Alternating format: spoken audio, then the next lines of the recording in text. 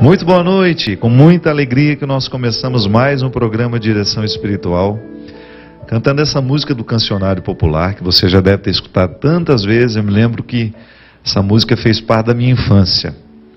Eu acho interessante porque ela é enigmática. É uma música que tem uma tristeza muito grande na estrofe, uma pessoa reconhecendo tudo aquilo que anda difícil na vida dela.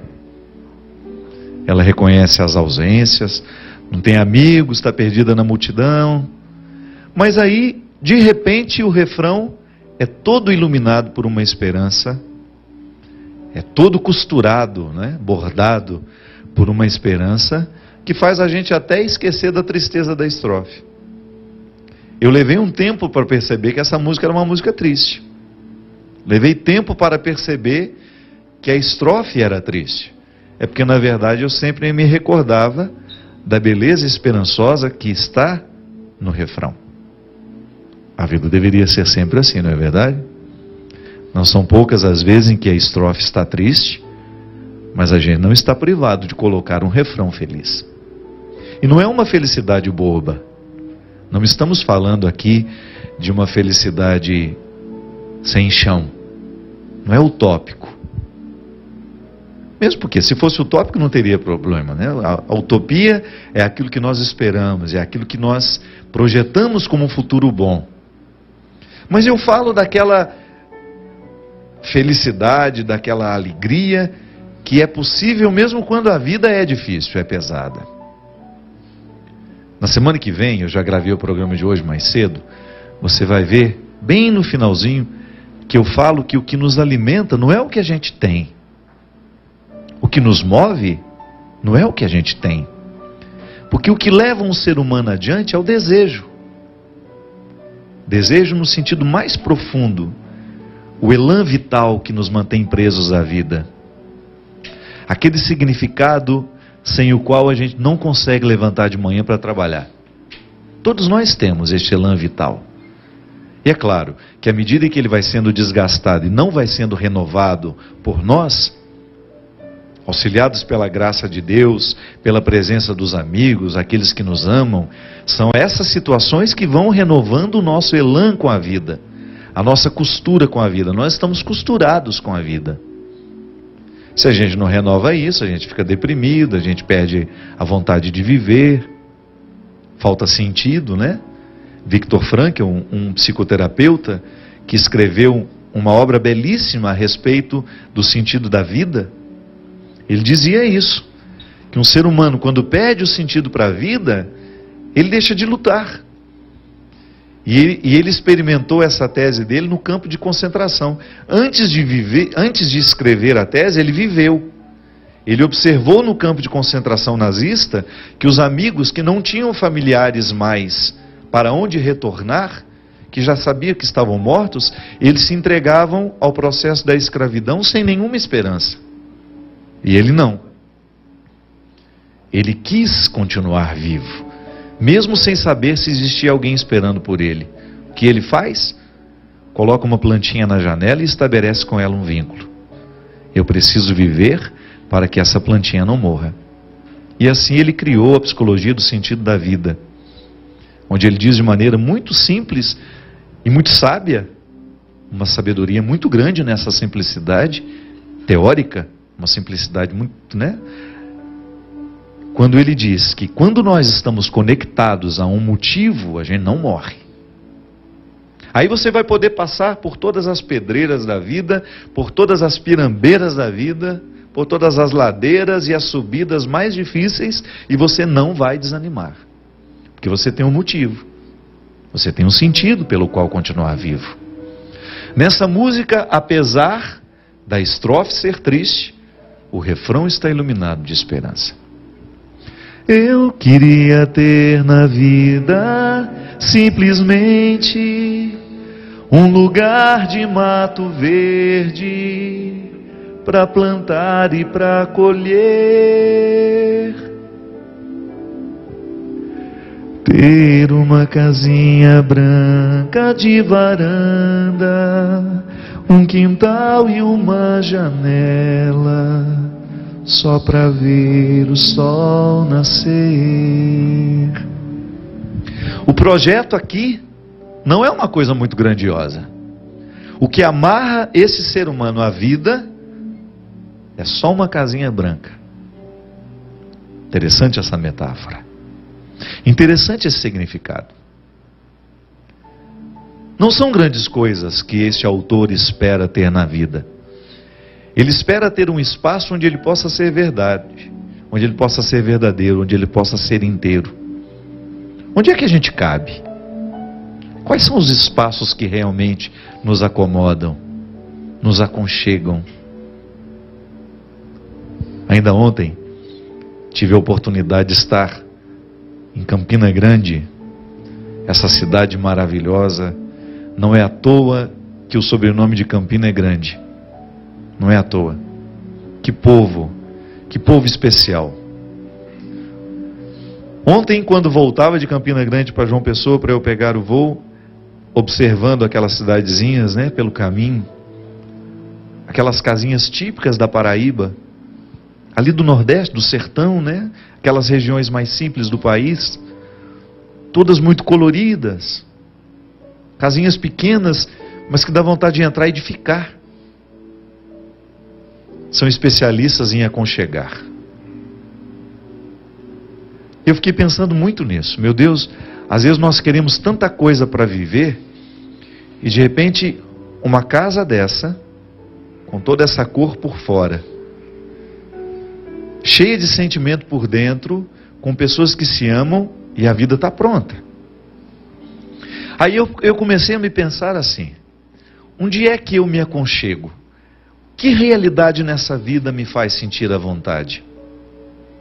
Eu tenho uma birra dessa arquitetura moderna, não aqui não. A casa da Carla é moderna, mas ela é aconchegante. Ela está todo mundo. Mostra ali, por gentileza, essas pessoas, como elas estão ali, por gentileza. Gente, é assim uma panela de brigadeiro sendo devorada uma hora dessa da noite. Eu tenho um pouco de birra de casa muito moderna. Sabe por quê? Porque parecem clínicas. Não é?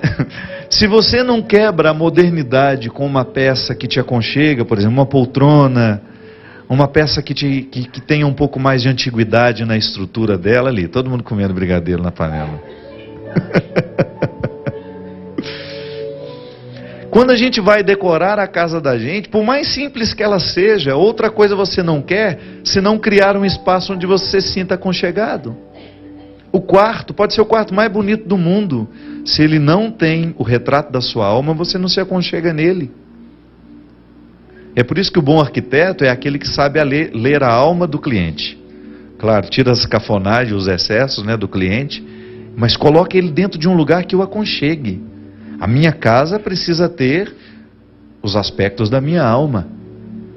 E eu perguntava isso para mim ontem: onde é que eu me aconchego?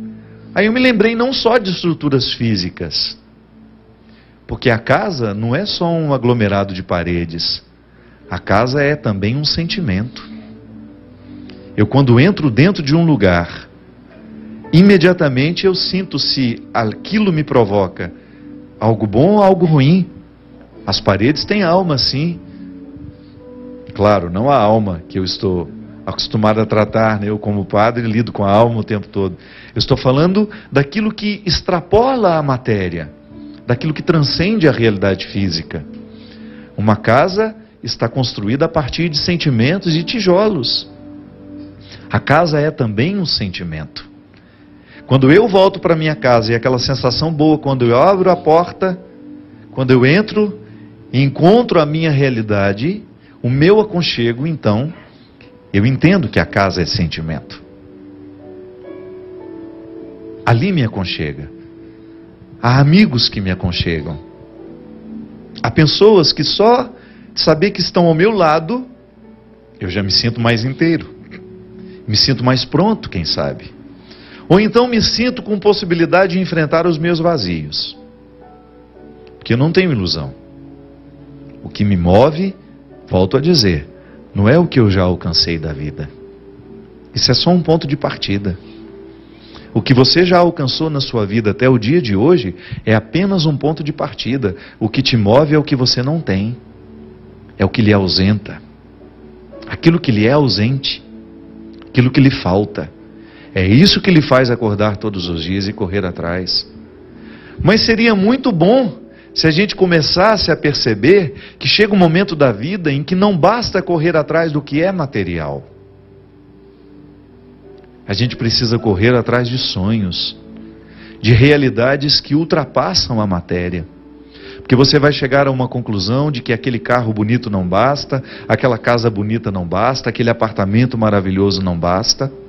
É aqui dentro, o contexto das ausências, gritando pela necessidade de ter uma casinha branca, de varanda, um quintal e uma janela só para ver o sol nascer.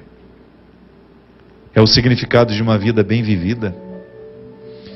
Aqui no refrão dessa música, é o resultado de uma vida bem vivida. Depois de ter enfrentado todas as dificuldades da estrofe, eu ter o direito de encontrar neste mundo um lugar onde eu possa me sentir aconchegado. A nossa vida espiritual, minha gente, está a serviço de criar esse aconchego. Porque só no aconchego é que você enfrenta bem os seus desconfortos. Se uma pessoa não está bem aconchegada afetivamente, ela terá muita dificuldade de lidar com os desconfortos da alma. Porque esses desconfortos, eles existirão sempre. Não há a possibilidade de ter uma pessoa humana sem identificar nela os desconfortos que fazem com que ela se mantenha viva.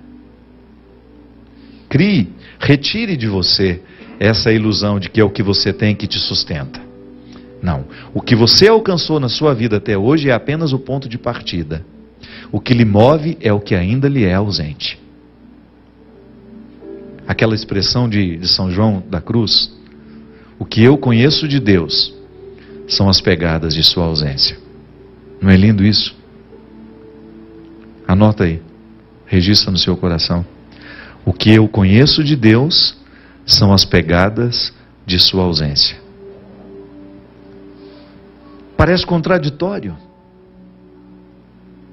Aquilo que eu sei de Deus é aquilo que me ausenta dele.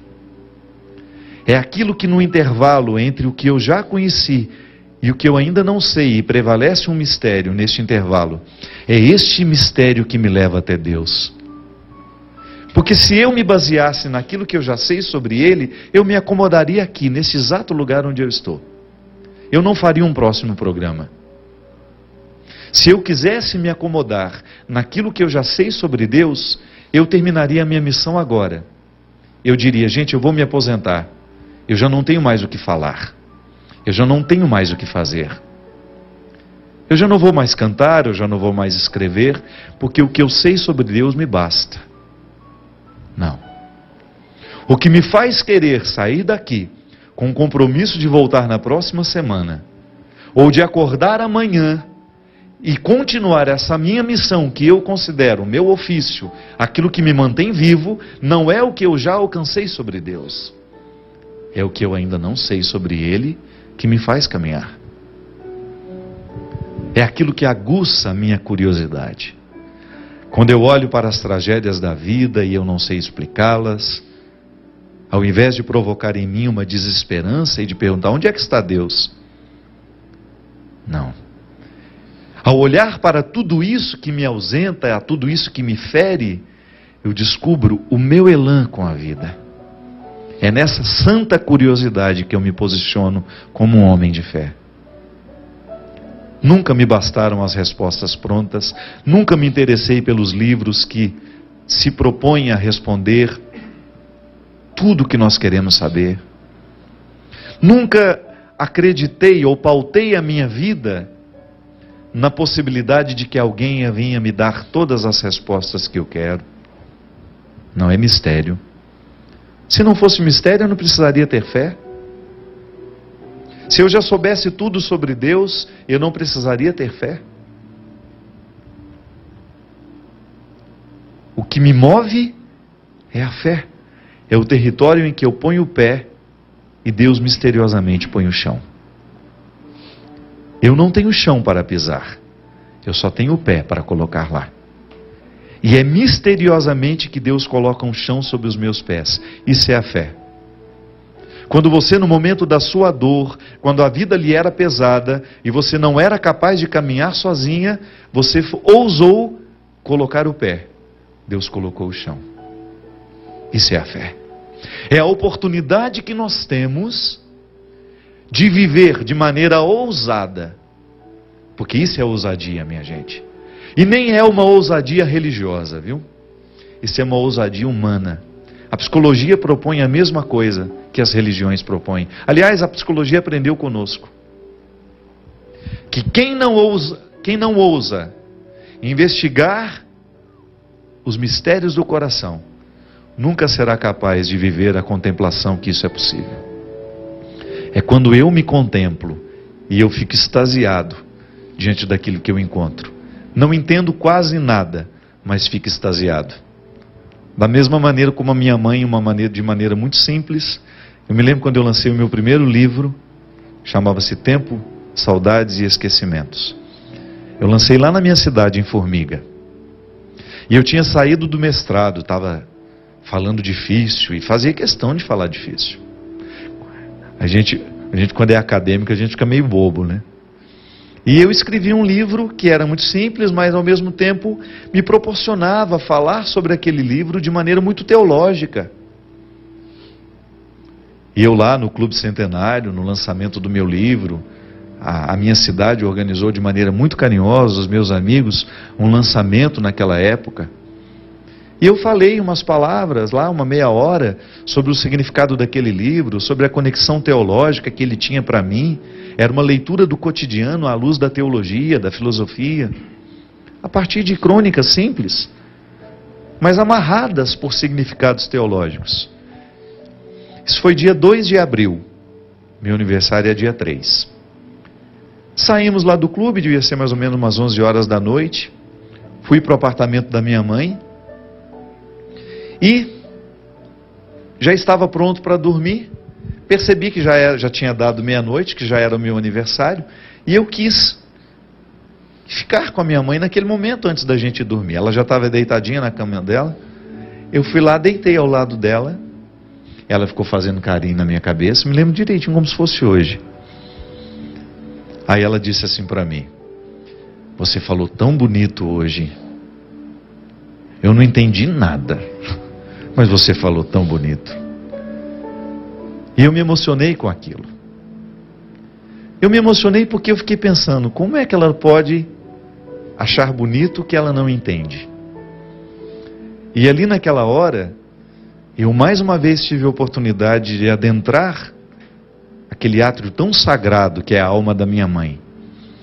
Uma mulher que não teve a oportunidade de estudar, que não teve a oportunidade de fazer nem 10% dos cursos que eu fiz, mas que leva consigo uma sabedoria tão grande que dá a ela a capacidade de se encantar com uma beleza que ela não entende. Só os sábios são capazes dessa proeza. Porque às vezes a gente entende tudo, mas não captou o encantamento daquilo que entendeu. A minha mãe não entendeu nada, mas saboreou a beleza daquilo que não entendia. Isso é fé. Ela acreditou que o filho estava falando, embora ela não entendesse muita coisa, era belo. A vida da gente é a mesma coisa. Tantas vezes você não entende o que está se passando. Tantas vezes você olha para o seu coração e eles estão aglomerados de sentimentos contraditórios, de coisas que lhes são até desconhecidas. Mas por que não reconhecer em tudo isso uma beleza? É bonito sim, todo o processo humano é sempre bonito. Mesmo que tenha fragilidades, que a gente seja exposto numa indigência que nos envergonhe, é bonita, a vida é sempre bonita. Porque ali existe uma ausência, o gesto é inacabado, ele não termina, é igual à arte. Você nunca vai poder encontrar um artista satisfeito com a obra produzida. Você pode até ficar satisfeito com aquilo que o artista produziu, mas ele não está mais, porque se ele ficar satisfeito, ele para naquela obra. O que o mantém não é o que ele já alcançou das suas possibilidades. O que o mantém vivo, o que o mantém artista, é aquilo que ele ainda não conseguiu alcançar do seu processo criativo. O gesto é sempre inacabado, nunca está terminado. É igual ao amor. O amor nunca será perfeito, porque ele é um gesto inacabado. Por mais que eu tente, com a minha atitude, com a minha postura, com a minha palavra, amar aqueles que eu amo, o meu gesto será sempre imperfeito. Mas por isso é belo, porque nele falta. Nele alguma coisa ainda é ausente. O mistério de Deus na nossa vida é assim, minha gente. É a gente ter condições de olhar para as estrofes tristes, observar o refrão feliz e perceber que o que realmente vai nos realizar não é o momento em que as respostas chegarão, não é o momento em que nós estivermos satisfeitos com a vida, não. O que vai nos realizar é essa eterna insatisfação que nos mantém harmoniosos. Eu vou bem.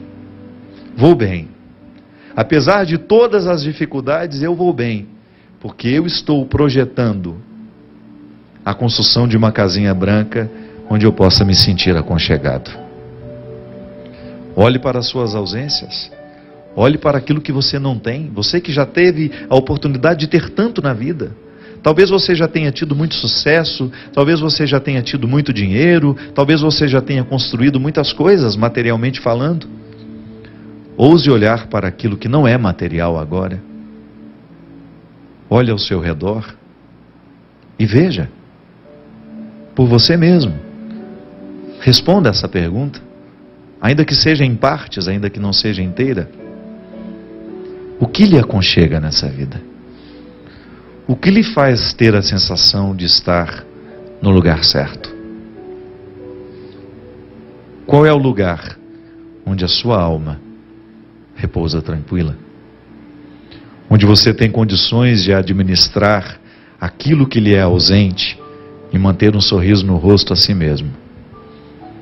Porque este é o grande projeto. Saber que tudo que a gente já alcançou não é quase nada perto do que a gente ainda precisa. E esse é o desafio. Você olhar para aquilo que lhe é ausente, aquilo que você ainda não tem, e não perceber nisso uma frustração, mas perceber nisso uma motivação, um desejo que lhe leve adiante. Como dizia São João, o que conhecemos de Deus são as pegadas de sua ausência. É aquilo que lhe é ausente hoje, que você ainda não tem, que lhe faz querer acordar amanhã e continuar essa batalha que nunca tem fim. Vamos para um rápido intervalo e a gente volta já já. Eu gostaria muito que o senhor falasse sobre a necessidade que temos de perdoar a nós mesmos. Quem fala é Emília, da cidade de São Paulo. Emília, a vida todos os dias nos oferece motivo para uma sessão de perdão. Aliás, eu fico impressionado de ver o tanto que a terapia trabalha a dimensão do perdão. O processo terapêutico, quando ele é feito com seriedade, o bom terapeuta, ele sempre conduz a pessoa a um contexto de perdão. Porque as nossas dificuldades, por exemplo, de relacionamento com os pais, estão muito ligadas a situações em que nós não soubemos perdoar, a mágoas que nós carregamos conosco, as situações que foram desastrosas porque os nossos pais não tinham experiência, nos traumatizaram, nos trataram de um jeito que a gente não merecia, que a gente considerava que foi duro, que foi isso, que foi aquilo. Agora, a gente precisa viver o perdão diariamente numa dimensão terapêutica, porque eu preciso perdoar o tempo todo. As pessoas que não agiram como eu achava que deveriam agir, porque a gente sempre tem uma expectativa em relação ao outro, né? Isso é terrível. A expectativa que a gente tem sempre gera decepção. E como a gente não sabe viver sem esperar do outro, a gente tem de ir se adaptando. A gente tem que ir criando dentro de nós uma capacidade de administrar essas decepções. Se a gente esperasse menos, a gente sofreria menos também, mas isso é um um estágio espiritual que talvez a gente vai assumir só lá no final da nossa vida. Quando você vai esperar menos do outro, então você vai se decepcionar menos. Eu preciso me perdoar diariamente por aquilo que eu não consegui fazer, por aquilo que eu não consegui ser, por ter esperado demais de mim ou por não ter esperado nada. Quando eu me acomodei, quando eu não fui suficientemente responsável para me convocar diariamente para ser um homem de bem, porque às vezes a gente vai se perdendo no caminho assim, quando a gente deixa de se convocar, quando a gente deixa de se chamar, porque às vezes a gente acha que é o outro que nos chama, é o outro que nos convoca. Cuidado, a primeira convocação somos nós que nos fazemos. A vocação, essa palavra, vocare, né? Eu escuto a voz de Deus me chamando como padre. Eu acredito nessa mística. Deus me chamou, Deus me recrutou para ser padre. Tá bom, essa mística é a primeira de todas. Mas aí eu começo a viver o chamado diário que eu preciso me fazer a partir do chamado que eu recebi. Se eu não me chamo, se eu não me convoco diariamente a partir de uma missão que eu assumi, minha gente, é bem provável que eu me desprenda dos meus objetivos, é bem provável que eu vá me distanciando de mim mesmo, e aí eu vou entrando num contexto de irrealização. A mãe, por exemplo, não basta ter parido o filho, você precisa se convocar diariamente na sua função de mãe, para exercer o seu papel de mãe, de mulher, na vida daquele filho. Só que você, no seu papel de mãe, você erra. E se você não se perdoa, o perdão nosso de cada dia é igual ao pão. Se você não se perdoa diariamente, ritualmente, antes de dormir, eu volto a dizer, aquela necessidade que a gente tem de fazer, de você recrutar dentro de você tudo aquilo que foi vivido, onde você que deixou de se convocar, onde que você abriu mão de fazer a coisa certa, e se você não se perdoa, no outro dia você pode acordar e viver acostumando-se com aquilo que você deixou de perdoar e que acabou se sedimentando como um defeito. Uma coisa é um erro, mas se você vai repetindo o erro todos os dias, você vai sedimentando esses erros na sua alma e isso vira defeito.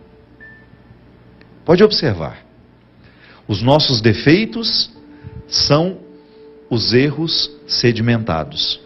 São os erros que não foram corrigidos, são os erros que não foram perdoados, são os erros que não foram acertados numa íntima conversa. Aí, se não houve este perdão diário, o perdão nosso de cada dia, que nós concedemos ao outro, mas que concedemos sobretudo a nós mesmos, naquele tete a tete, né, que a gente precisa fazer diariamente, eu vou perder a energia para enfrentar o outro dia. É assim, minha gente, não existe milagre. É processual. Toda mudança humana, todo processo de transformação passa pelas etapas. Eu não fico defeituoso da noite para o dia. Eu fico defeituoso à medida em que eu não sou capaz de perceber os meus erros, em que eu vou me acostumando com os erros. Então hoje eu sou grosseiro com o Christian, ele não me fala nada, eu não me acuso, não me percebo grosseiro com ele. Amanhã sou de novo, e daqui a pouco eu estou sendo mais arrogante ainda, porque eu me sinto melhor que ele. E aquele erro que eu cometi ontem, anteontem, o mês passado, o ano passado, aqueles erros foram sendo somados e virou um defeito. Eu fiquei arrogante, eu fiquei uma pessoa grosseira. Eu não era. Eu fui me tornando à medida em que eu fui me acostumando com as minhas grosserias do dia a dia. Observe-se. E você vai perceber. Tantas vezes na vida você foi grosseiro, você foi alimentando aquela grosseria, você não se acusou, o outro de repente até te falou, mas você não ouviu, não prestou atenção. Você foi se acostumando com aquele defeito, aí ficou sedimentado. Olhe para os seus defeitos e você vai observar que eles foram processuais. É um processo que foi acontecendo. Não foi da noite para o dia que esse defeito chegou. Por causa de uma preguiça espiritual, por causa de uma preguiça comportamental, é que nós vamos acumulando os defeitos. É como engordar. Você não engorda com esse brigadeiro de hoje que nós vamos comer. Que nós vamos comer. A gente engorda à medida em que isso se torna um hábito. Tá bom, hoje estamos reunidos, vamos festejar essa reunião aqui, a dona da casa nos recebendo, faz um docinho ali. Meu médico dizia uma coisa muito interessante. Não diz mais porque ele faleceu. Não é a dieta de um dia que nos emagrece, e não é o exagero de um dia que nos engorda. É o hábito. Na vida espiritual a mesma coisa. Na vida comportamental a mesma coisa. É aquilo que a gente vai fazendo aos poucos, que vai se tornando um volume, né? Vai ficando volumoso à medida que nós vamos ajuntando aquilo, é que a gente vai perdendo o vigor. Mas o contrário também é verdadeiro. Se eu não deixo passar a grosseria, e eu peço perdão ao Christian, pela minha grosseria, pela minha indelicadeza, e depois, antes de dormir, peço perdão também a mim, por não ter sido capaz de ser gentil com o Christian, e me renovo, e não vou me sentir culpado, mas vou me sentir arrependido, para no outro dia eu começar o meu dia, iluminado pelo erro cometido ontem, e ao mesmo tempo consciente que eu não tenho o direito de fazer de novo, aí sim eu estou falando de um processo humano responsável, saudável e honesto. É o que a gente precisa. Não desanime. Preste atenção em tudo aquilo que está sedimentado como defeito. E não se acostume com isso. Trabalhe sim com a possibilidade de revirar esses defeitos, de ir eliminando aos poucos a partir do cultivo de virtudes. É assim que Deus vence em nós. O grande objetivo do diabo é que a gente se acostume com os defeitos que tem. Mas Deus nos motiva diariamente a transformar tudo isso em virtude. É o que eu lhe desejo. Que a bênção do Deus Todo-Poderoso desça sobre nós e nos livre da comodidade que os defeitos nos trazem e nos motive sempre mais a andar no duro caminho das virtudes. Ele que é Pai, Filho e Espírito Santo. Amém. Até a semana que vem, se Deus quiser.